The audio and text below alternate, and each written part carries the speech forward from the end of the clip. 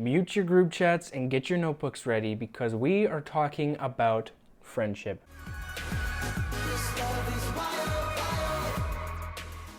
I can vividly remember numerous amounts of times where my friends have pushed me out of my comfort zone. One time I was hiking with my friend Andrew, and we got to the very top part of this mountain, this huge beautiful mountain. It's called the Big Beehive. You should check it out if you haven't. But we got to the top of the mountain and Andrew said, "Yo, climb up to the very top, sit on the edge, and I'll take some pictures from here." And I was like, "Excuse me, what? Huh? Who do you think I am?" Because, I'm deathly afraid of heights. So I argued with him for literally 20 minutes. I'm like, I'm not getting on that edge. Like, you'd have to push me off. You'd have to throw me over the edge to get me on there. Eventually, I agreed. I was like, okay, I'll sit up there for like 2 seconds tops, snag the photos, I'll get back down, easy money, bada bing, bada boom, we're out of there. So I'm climbing up to the very top, and as soon as I just peek over the edge, my fear is just instantly gone. The view that I got to see at the top of that rock was amazing. I was so stuck in awe that I forgot that I was even afraid of heights. I ended up sitting there for like 45 minutes just admiring God's creation and the beautiful mountains and hills and the lakes and the rivers and the sick waterfall. There was a sick waterfall there too.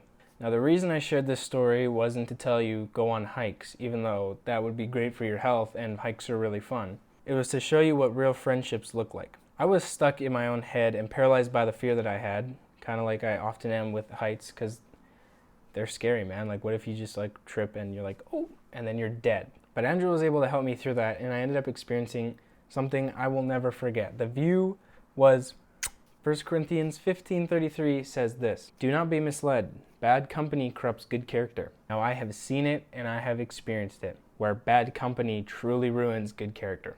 It's so easy to push God aside and live a worldly lifestyle whenever you're surrounded by people that are promoting it. It says in this verse, do not be misled. God knows that we're going to struggle with our Christian walk, so he encourages us not to be misled by the people that surround us. Instead, he wants us to walk with people that share similar beliefs and values so that we can all grow together. We are all susceptible to outer influences, which is why we need to stand firm in who we are and what we believe.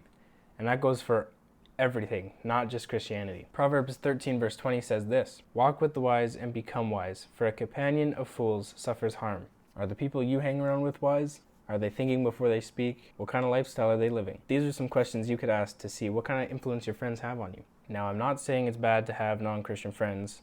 We all have them. What I'm saying is guard your heart. Take time to get to know God and to be able to stand up for him. These verses give us a framework for what our friendships should look like. Now take a look in the mirror. What kind of friend are you? What influences are you having in the people in your circle? And what can you do to create a friendship that benefits both you and your friends? With that in mind, I want to thank y'all, my friends, for watching. I really hope you learned something and that this video helped you out in some kind of way. But alas, I will see you guys in 2 weeks with the next installment of Mondays with Matt. Love you. Peace. My best friends are secret